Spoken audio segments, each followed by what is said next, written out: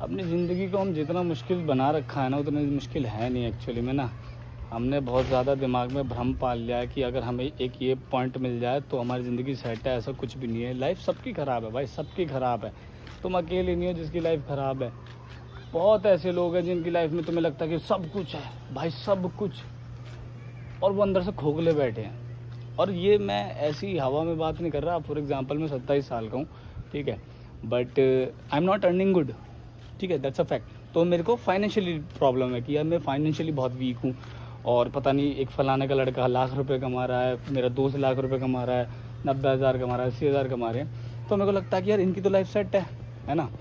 But जब actual में scenario देखते हो ना तुम उनकी लाइफ के भी, भाई कोई मेंटल हेल्थ से परेशान है, कोई इमोशनली परेशान है, किसी की फैमिली में प्रॉब्लम चल रही है, किसी की गर्लफ्रेंड छोड़ के चली, किसी की शादी नहीं हो रही, किसी की शादी हो रही है तो जिससे शादी करना चाहते हैं उससे नहीं हो रही।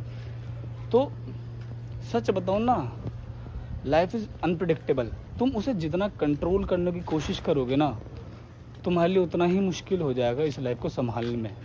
और इसलिए मैंने एक तरीका निकाला है भाई, अगर तुम्हें लाइफ को ठीक ठाक जीना है ना, तो just stop thinking about it और हर चीज़ को समेटना छोड़ दो। क्योंकि तुम हर चीज़ को नहीं समेट सकते। बहुत सारी चीज़ें जो तुम्हारे हाथ में है नहीं, ना तुम उसे कंट्रोल कर सकते। Just go with the flow. और ये बात बोलते हैं कि भाई दुनिया बोलते हैं go with the flow, go with the flow. होता नहीं है कि आप जब उस शू में, दूसरे के पर्सन के शू में होते हो तब आपको पता चले। मैं एक बात बताता हूँ, सच बताता हूँ, मेरी लाइफ में फिजिकल स्ट्रेस भी आया है, मेंटल स्ट्रेस भी आया है, इमोशनल स्ट्रेस भी आया है, और फाइनेंशियल स्ट्रेस अभी करंटली चल रहा है। तो स्ट्रेस तो कंटिन्यूस प्रोसेस है, ये तो चलेगा ही चलेगा। एक जाएगा दूसरा आएगा, एक जाएगा दूसरा आएगा। अब तुम उसे कंट्रोल करने के चक्कर में जो प्रेजेंट में अच्छी चीज़ें हो रही है ना, उसको कतई छोड़ दोगे। तुम्हें वो दिखेगी ही नहीं, तुम्हें बस वही दिखेगा जो तुम्हारे पास नहीं है। और ये एक ह्यूमन नेचर है, इसमें तुम्हारी भी गलती नहीं है, और मैं भी ऐसे ही करता हूँ। बस मैं इतना कहना चाहता हूँ, एक होप रखो अपने अंदर और करते चले जाओ। चीज़ें आएंगी, चीज़ें ख़राब होंगी, चीज़ें बढ़िया भी होंगी, बट ट्राई करो कि अच्छी चीज़ों पे ज़्यादा ध्यान दो एज़ कम्पेयर टू जो जिन चीज़ों से तुम परेशान हो। क्योंकि परेशानी वाली चीज़ कभी ख़त्म होने तो वाली है नहीं।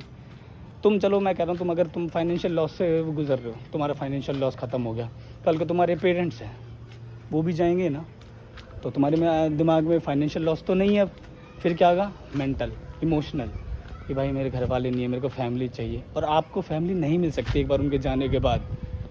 तो ये तो एक कंटिन्यूस प्रोसेस है, आप नहीं कर पाओगे हर चीज़ कंट्रोल। आगे जितना कंट्रोल करोगे उतना वो हाथ से निपटता जाएगा। वो कहते हैं ना कि रेत की मिट्टी को जितना हम मुट्ठी तेज़ बंद करो वो उतना फिसलेगी।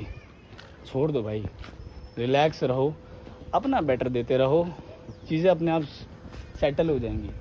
और ऐसा नहीं है मैं बस ज्ञान पेल रहा हूँ भाई, झेला बैठा हूँ इसलिए बोल रहा हूँ। आज भी मेरी लाइफ में बहुत प्रॉब्लम्स है, ये है वो है, बट ठीक है, चलता है, ये सब चलता है।